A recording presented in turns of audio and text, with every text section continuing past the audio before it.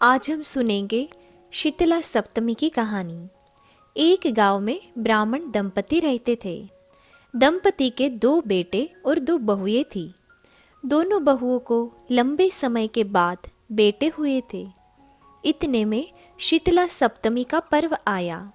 घर में पर्व के अनुसार ठंडा भोजन तैयार किया गया। दोनों बहुओं के मन में विचार आया कि यदि हम ठंडा भोजन लेगी तो बीमार होगी। बेटे भी अभी छोटे हैं। इस कुविचार के कारण दोनों बहुओं ने तो पशुओं के दाने तैयार करने के बर्तन में गुपचुप से 2 बाटी तैयार कर ली।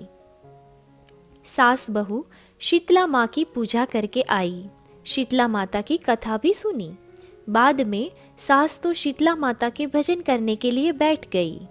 दोनों बहुएं बच्चे रोने का बहाना बनाकर घर आई। दाने के बर्तन से गरम गरम रोटला निकाल के चूरमा किया और पेट भर कर खा लिया। सास ने घर आने पर बहुओं से भोजन करने के लिए कहा। बहुएं ठंडा भोजन करने का दिखावा करके घर काम में लग गई। सास ने कहा, बच्चे कब से सोए हुए हैं, उन्हें जगाकर भोजन करा लो। बहुएं जैसे ही अपने अपने बेटों को जगाने गई तो उन्होंने उन्हें मृत पाया। ऐसा बहुओं की करतूतों के फलस्वरूप शीतला माता के प्रकोप से हुआ था। बहुएं विवश हो गई, घबरा गई और कूट कूट से रोने लगी। सास ने घटना जानी तो बहुओं से झगड़ने लगी। सास बोली कि तुम दोनों ने अपने बेटों की बदौलत शीतला माता की अवगणना की है, इसलिए अपने घर से निकल जाओ और बेटों को जिंदा स्वस्थ लेकर ही घर पर पैर रखना। अपने मृत बेटों को टोकरे में सुलाकर दोनों बहुएं घर से निकल पड़ी। जाते जाते रास्ते में एक जीर्ण वृक्ष आया। यह खेजड़ी का वृक्ष था। इसके नीचे ओरी और शीतला दोनों बहनें बैठी हुई थी। दोनों के बालों में विपुल प्रमाण में जूं थी। बहुओं ने थकान का अनुभव भी किया था। दोनों बहुएं ओरी और शीतला के पास आकर बैठ गई। उन दोनों को पता नहीं था कि ये स्वयं माता जी है। उन दोनों ने शीतला और ओरी के बालों में से खूब सारी जूं निकाली। जुओं का नाश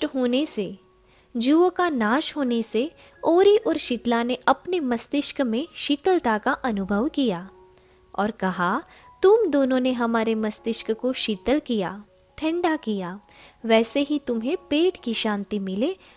दोनों बहुएं एक साथ बोली कि पेट का दिया हुआ ही लेकर हम मारी मारी भटकते हैं, परंतु शीतला माता के दर्शन अभी तक नहीं हुए हैं। शीतला माता ने कहा कि तुम दोनों पापिनी हो, दुष्ट हो, दुराचारिणी हो, तुम्हारा तो मुंह देखने भी योग्य नहीं है। शीतला सप्तमी के दिन ठंडा भोजन करने के बदले तुम दोनों ने गर्म भोजन कर लिया था। यह सुनते ही बहुओं ने शीतला माता जी को पहचान लिया।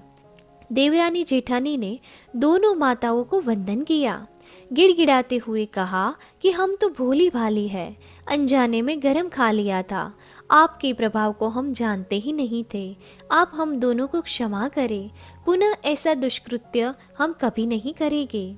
उनके पश्चाताप भरे वचनों को सुनकर दोनों माताएं प्रसन्न हुई। शीतला माता ने मृतक बालकों को जीवित कर दिया। बहुएं तब बच्चों के साथ लेकर आनंद से पुनः गांव लौट गई।